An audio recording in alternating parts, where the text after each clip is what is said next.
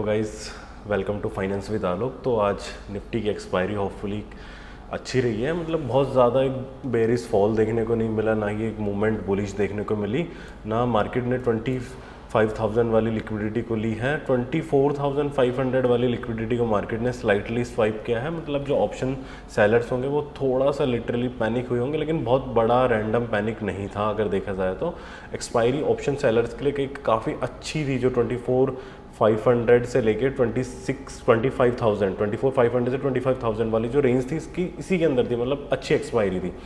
वहीं हम जो डिस्कस करते हैं कल किस तरीके से मैंने बताया था अगर मार्केट मिड में खुलता है तो मिड में सबसे पहले हम वेट करेंगे गैप फिल करने का। मार्केट ने क्या किया है, निफ्टी 24,737 पे ओपन हुआ, बिना गैप फिल के ये नीचे की तरफ आ गया। नीचे की तरफ आने के बाद में शॉर्ट कहाँ बनेगा, जब पुल बैक लेगा। पुल बैक के बाद में यहाँ पे शॉर्ट बना है अपना, तो यहाँ एक छोटी सी ट्रेड बनी है। और जो नियरेस्ट नीचे की तरफ मैंने जो बताया था, अगर इसको ब्रेक करता है तो जो हमारा फर्स्ट टारगेट होगा 24,539,540 वाला, तो यहीं कहीं इसने कंसोलिडेशन किया। उसके बाद में फर्दर इसको ब्रेक करता है पुल बैक लेके, तो उसके बाद में ही हम 24,380 350 प्लान करेंगे। लेकिन यहाँ पे जो मैंने कल आपको बताया था कि इसके नीचे लिक्विडिटी है, तो मार्केट हो सकता है कि एक स्विंग लेगा। स्विंग लेने के बाद में यहाँ वापस ऊपर आ जाएगा लिक्विडिटी लेने के बाद।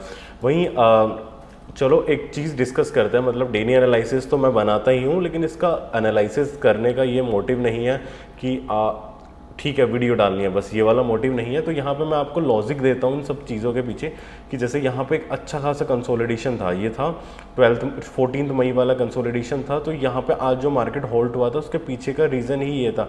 एक तो यहाँ पे जो 14 मई को अच्छा खासा कंसोलिडेशन था, उसके बाद में कंसोलिडेशन के बाद में इस लेवल से बाइंग आई थी ऊपर की तरफ। तो बाइंग आई थी तो कहीं ना कहीं यहाँ पे डिमांड थी, तो एक डिमांड जोन था, सपोर्ट एंड डिमांड जोन था ये।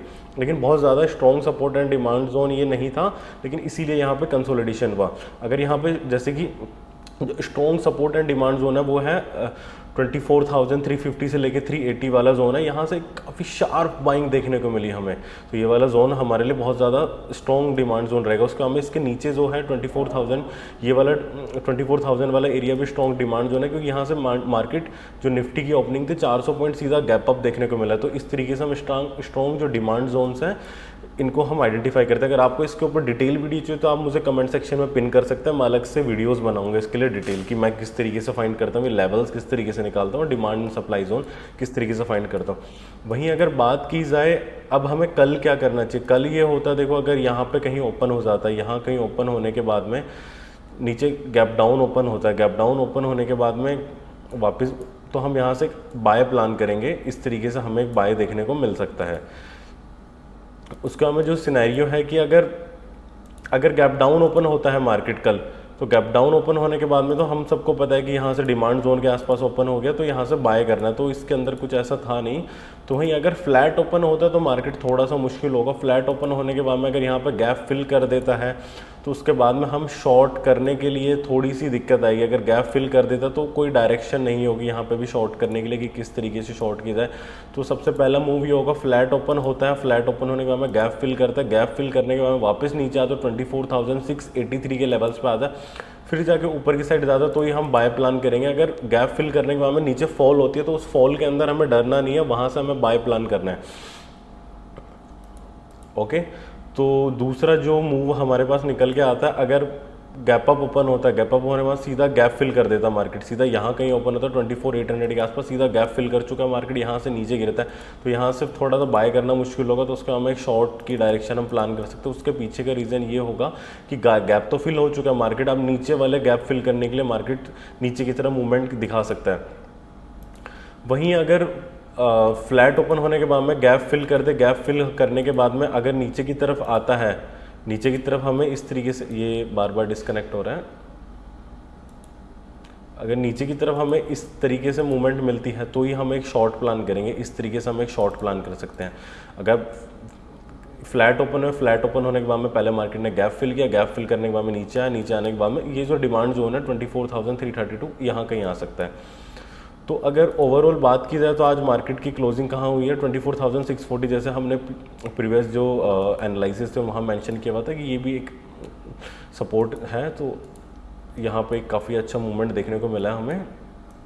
बाकी मार्केट अभी मेरे व्यू से, जो मैं अपना पर्सनल व्यू अगर देना चाहूँ तो बहुत ज़्यादा कॉम्प्लिकेटेड हो चुका है। या तो मार्केट स्ट्रेट फॉरवर्ड फॉल कर जाता है 24,350 से लेके 380 पे, तो यहाँ से एक सीधा सीधा हमें एक मतलब मूवमेंट रहती है कि यहाँ से ऊपर की तरफ बाय किया जा सकता है, या फिर सीधा सीधा 25,000 वाली जो लिक्विडिटी था उसको ले लेता। तो यहाँ से ठीक है, अब वापस 25,000 वाली लिक्विडिटी को ले लिए तो हम वेट करते कि मार्केट 25,300 की तरफ आएगा, और यहाँ से एक थोड़ा सा एक ये जो जोन है यहाँ से डीप सप्लाई जोन है, तो यहाँ से एक शॉर्ट बन सकता है। अभी जो सिचुएशन है ये बहुत कॉम्प्लिकेटेड है। कल मैं ट्रेड करने को थोड़ा अवॉइड करूँगा, पहले मैं कोशिश करूँगा कि यहाँ से पहले गैप फिल हो जाए। गैप फिल होने के बाद में अगर नीचे आता है तो मैं ऊपर एक बाय का ट्रेड प्लान करूँगा कुछ इस तरीके से। वहीं अगर फ्लैट ओपन होकर नीचे आता है और उसके बाद में नीचे आने के बाद में ब्रेक 24,637 को तोड़ता है, फिर पुल बैक लेता, फिर उसी के बाद में शॉर्ट प्लान करूंगा। जैसे कल मैंने आपको बताया था कि कभी भी अगर निफ्टी अगर डायरेक्ट सपोर्ट या रेजिस्टेंस को अगर ब्रेक करती है प्राइस, जैसे मार्केट ने क्या किया है यहाँ पे डायरेक्ट ब्रेक किया सपोर्ट एंड रेजिस्टेंस को, तो हम डायरेक्ट ब्रेक करने वाले चीज़ों पर ट्रेड करने से अवॉइड करना है। हमें हमेशा इस तरीके से, अगर ब्रेक करता है तो इस तरीके से मूवमेंट हो, इन सब पे ट्रेड करना है। अगर नीचे की साइड ब्रेक करता है तो बेसिकली हमें लोअर लोस फाइंड करना है, लोअर लोस फाइंड करना है, ये लोअर लोस फाइंड करना है, लोअर लोस फाइंड करना है, ताकि हमें एसएल पुट करने के लिए हमें जगह मिल जाए। तो वहीं ऑप्शन चेन पे चलते हैं। आओ ऑप्शन चेन पे चले तो ऑप्शन चेन के अंदर काफ़ी इंटरेस्टिंग है। जो अप साइड में जो लेवल निकल रहा है 25,000 पे 87.1 लाख वाइज है। वहीं अगर इससे स्लाइटली ऊपर जाए तो 26,000 पे 108.5 लाख वाइज है। तो बिल्कुल 29 मई की जो एक्सपायरी होने वाली है तो वो 26,000 के नीचे नीचे होएगी, ऑप्शन चेन ऐसा कह रही है। वहीं अगर नीचे की साइड जो इंपॉर्टेंट लेवल्स हैं उनको डिस्कस करें, 24,500 पे 68.3 लाख वाइज है और 24,000 पे 82.7 लाख वाइज है। तो मोटी मोटी जो रेंज निकल के आती है 24,000 से 26,000, मतलब पूरे हफ्ते में 2,000 पॉइंट की रेंज के अंदर निफ्टी ट्रेड करेगा। यह ऑप्शन चेन से निकल के आता है। चलो बैंक निफ्टी पे एक बार नज़र मारते हैं। बैंक निफ्टी और निफ्टी के अंदर अगर आप देखोगे तो निफ्टी ने अपना गैप फिल नहीं किया, वहीं बैंक निफ्टी ने कहीं ना कहीं आके अपना गैप फिल कर लिया। अगर गैप फिल करने के बाद में बैंक निफ्टी कल फ्लैट ओपन होती है, फ्लैट ओपन होने के बाद में इस तरीके से अगर मार्केट मूवमेंट करती है, आती है, गिर जाती है, तो ये पहला हर्डल रहेगा और वापस इस तरीके से मूवमेंट देखी जा सकती है। वहीं अपर साइड की जो मूवमेंट अगर एक्सपेक्ट करें तो गैप फिल करने के बाद में वापस नीचे जो आज की क्लोजिंग है वहाँ यहाँ इस तरीके से आएगी। तो अप साइड में इस तरीके से मार्केट मूव बिल्कुल करेगा, इस तरीके से हो सकता है, मूवमेंट हो सकती है।